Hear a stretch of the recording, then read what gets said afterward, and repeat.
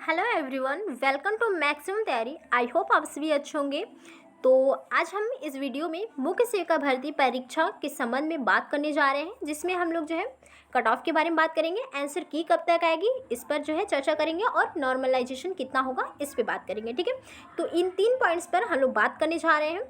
तो पहले तो आप सभी को पता है कि आपका एग्ज़ाम जो है 2 शिफ्ट में हुए थे, यानी सुबह और शाम को हुआ था आपका एग्ज़ाम। और कुछ लोगों का कहना है कि जो फर्स्ट शिफ्ट थी वो काफ़ी इजी थी और सेकंड वाली क्या थी वो काफ़ी हार्ड थी। ठीक है, बट मैं कह दूँ कि ऐसा जो है बिल्कुल भी नहीं है, मतलब यानी कि बहुत ज़्यादा अंतर नहीं है दोनों में। दोनों का लेवल जो है लगभग समान ही है। 1-2 का अंतर हो सकता है, यानी कि 19-20 का होगा, बहुत ज़्यादा अंतर नहीं है। ठीक है, यानी कि कह लें कि बहुत पहली वाली जो है बहुत ईजी है और सेकंड वाली बहुत हार्ड है, तो ऐसा बिल्कुल भी नहीं है। ठीक है, दोनों का लेवल जो है समान ही है। और मैंने भी आप सभी को बताया कि मैंने भी एग्ज़ाम दिया है, तो ये आप सभी को पता है। ठीक है, तो स्कोर मैं अपना बता दूंगी, आंसर की आने के बाद मैं खुद भी अपना स्कोर बता दूंगी, और आप लोग भी अपना जो है कमेंट सेक्शन में स्कोर बताएंगे। ठीक है, कितना किसका जा रहा है। ठीक है, तो हाँ, कुछ लोगों का कहना है कि वाईटी से क्लासेस लेने से यानी कि बहुत फ़ायदा नहीं हुआ, बहुत यानी कि उनका स्कोर बहुत कम जा रहा है चूँकि उन्होंने वाईटी से क्लास की थी। ठीक है, तो मैं कह दूं कि ऐसा बिल्कुल भी नहीं है। ठीक है, कोई भी एग्ज़ाम, अगर किसी भी एग्ज़ाम की आप तैयारी कर रहे हैं तो सेल्फ स्टडी तो बहुत ज़रूरी है। ठीक है, सेल्फ स्टडी का मतलब यानी कि खुद से भी आपको कुछ बुक्स पढ़नी पड़ेगी। ठीक है, और ये मैं स्टार्टिंग से कहती आ रही हूँ, यानी कि जब से आप लोगों ने क्लासेज जो है ज्वाइन की थी, यानी स्टार्टिंग से, तभी से मैं ये कहती आ रही हूँ कि आप लोग सेल्फ स्टडी यानी कि बुक ले लें, आप लोग उससे पढ़ें, और यहाँ पे आके ये देखें कि यानी कि वाईटी की क्लासेस अटेंड करें, उसमें आपका कितना स्कोर बन रहा है, कितनी आपको बुक्स पढ़ने पर आपकी अंडरस्टैंडिंग डेवलप में हुई, कितना आपको याद हो रहा है, सारी चीज़ें आपने कितनी समझी, इसका ये फ़ायदा होता है। ठीक है, यानी कि बुक तो आपको ज़रूर से पढ़नी पड़ेगी। ठीक है, भले ही आप वाईटी से क्लासेस कर रहे हैं। ठीक है, तो मैंने जो है यानी कि आपको स्टार्टिंग से कह रही है, और जो लोग भी जुड़े थे उनको पता है। ठीक है, तो मैंने जो है यानी कि 2-3 बुक्स का मैंने कराया था आप लोगों को, तो मैंने कहा था कि ये बुक्स आप ले सकते हैं। और थ्योरी से ही क्लासेस मैंने कराई थी आप लोगों को। आप सभी को पता है कि यानी कि जो क्वेश्चंस दिए थे उसको करने के बजाय, यानी कि उसको लेने के साथ साथ मैंने थ्योरी से भी क्वेश्चंस लिए थे। ठीक है, तो जैसे कि आपकी प्रेगनेंसी से दोनों में ही क्वेश्चंस लिए गए थे, यानी कि प्रश्नोत्तर, अवसाद क्या होता है, प्यूरपेरियम क्या होता है। ठीक है, ये सारी चीज़ें आपने पढ़ी है, बस ये था कि आपको समझना, यानी कि उसको समझना था कि ये क्या, किसमें क्या चीज़ें हो सकती है। ठीक है, अंडरस्टैंडिंग बेस्ड क्वेश्चंस थे, बहुत ज़्यादा फैक्चुअल नहीं थे क्वेश्चंस आपके, आप सभी को पता है। तो मैंने ये जो है ये सारी चीज़ें आपको कराई थी कि प्यूरपेरियम क्या होता है, और यानी कि ये सारी चीज़ें क्या होती, प्रश्नोत्तर अवसाद क्या होता है, प्रश्नोत्तर क्या होता है, यानी कि रक्तस्राव क्या होता है, ये सारी चीज़ें आप पढ़े थे। ठीक है, तो जिन लोगों ने यानी कि स्टार्टिंग से पढ़ी रही होगी और अच्छे से चीज़ें समझी रही होंगी, उन्होंने आंसर जो है यानी कि सारी चीज़ें सही करी होगी। ठीक है, तो एग्ज़ाम ठीक ठाक था, बहुत ज़्यादा यानी कि बहुत ज़्यादा कह दें कि हार्ड या ईजी नहीं कह सकते। ठीक है, तो ठीक ठाक था एग्ज़ाम आपका। और बता दूं कि आप जो है तो सारी चीज़ें सिलेबस, हाँ, सिलेबस के अकॉर्डिंग ही सारी जगह आपकी क्लासेस जो भी चली थी वो सिलेबस के अकॉर्डिंग ही चली थी, और मैंने भी जो कराई थी आपको सिलेबस के अकॉर्डिंग ही कराई थी।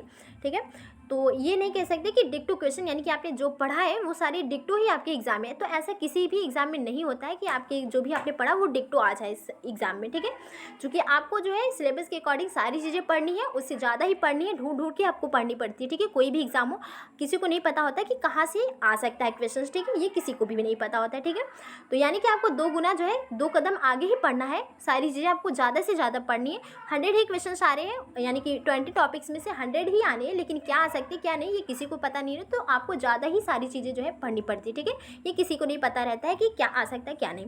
जैसे कि आपने जैसे जिन्होंने सक्षम बुक पढ़ी होगी तो उनका एक लैचिंग वर्ड आया था, और ये सक्षम बुक में आपके डिफाइन किया हो कि लैचिंग क्या होता है, व्हाट इज़ लैचिंग। ठीक है, तो लैचिंग क्या होता है, तो लैचिंग आपका यही होता है, यानी कि दूध पिलाने का अच्छा तरीका क्या होता है, इसके बारे में वो बताया गया था। ठीक है, यानी कि दूध पिलाने का वो तरीका यदि अच्छा हो तो बच्चे का पेट भर सकता है, वो अच्छे से जो है शक कर सकता है। ठीक है, 120 डिग्री पे उसमें डिफाइन किया हो कि एक मुंह उसका कितना खुला होना चाहिए, 120 डिग्री, और एरियोला क्या होता है, यानी कि कितना अंदर होना चाहिए, ये सारी चीज़ें उसमें बताई गई थी। जब ऐसा होगा तो बच्चा अच्छे से दूध पी लेता है और यानी कि उसका पेट भर जाता है। ठीक है, तो यही क्या था आपका, यही यानी कि एक चीज़ को पढ़ने, यानी कि एक क्वेश्चन को जानने के लिए आपको एक बुक पढ़नी पड़ेगी, एक चीज़ें पढ़नी पड़ेगी। ठीक है, तो ऐसा नहीं कि आपको जो भी बताया जाए तो वही आपका आए। ठीक है, तो यानी कि जैसे कि ये कॉन्सेप्ट है, यही कॉन्सेप्ट होता है, यही आपको समझना पड़ता है। ठीक है, तो डिक्टो सारी चीज़ें नहीं आती, ये हर एग्ज़ाम में ऐसा होता है। ठीक है, तो जैसे कि ये थोड़ा इसका सिलेबस भी अलग ही था, पहली बार एग्ज़ाम हुआ था। जैसे कि अभी हिस्ट्री है नहीं कि हिस्ट्री आपने जो पढ़ लिया जो भी सारी चीज़ें हैं तो वही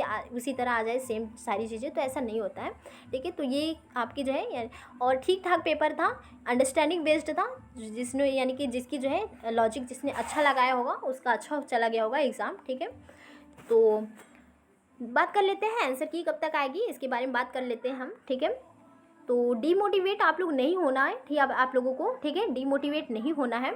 तो जो कट ऑफ मैं बताने जा रही हूँ हो सकता है इससे किसी यानी कि कुछ लोगों को ख़राब भी लगे, ठीक है, बुरा भी लगे कि इतनी कट ऑफ नहीं जाएगी, इससे कम ही रहेगी। तो ऐसा अच्छी बात है, अगर कम ही रहती तो अच्छी भी बात है। ठीक है, जहाँ तक मुझे यानी कि मेरा एनालिसिस क्या कहता है, मुझे जहाँ तक लगता है तो आपका जो है आंसर की, आप सभी को पता है कि आंसर की कब तक आ सकती है, तो कोई भी एग्ज़ाम होता है उसके आंसर की 1 हफ्ते के अंदर ही आ सकती है, आ जाती है। ठीक है, तो 1 वीक में आपकी आ ही जाती है। ठीक है, तो जल्दी आपकी आ जाएगी आंसर की। ठीक है, कट ऑफ की बात कर लें तो मुझे जहाँ तक लगता है 65 प्लस ही कट ऑफ आपकी रहने वाली है। ठीक है, प्लस ही रहने वाली है, तो यानी कि यहाँ यानी कि इससे प्लस ही रहेगी और इसके नीचे जो है बहुत कम ही चांसेस हैं, हो जाए तो अच्छी बात है। ठीक है, जहाँ तक मुझे लग रहा है 65 आपकी जा सकती है। ठीक है, नॉर्मलाइजेशन की बात करें तो बहुत ज़्यादा अंतर तो नहीं था आपके एग्ज़ाम में। ठीक है, क्योंकि 2 शिफ्ट में हुआ तो नॉर्मलाइजेशन आपका बनता है। ठीक है, ये होता ही है।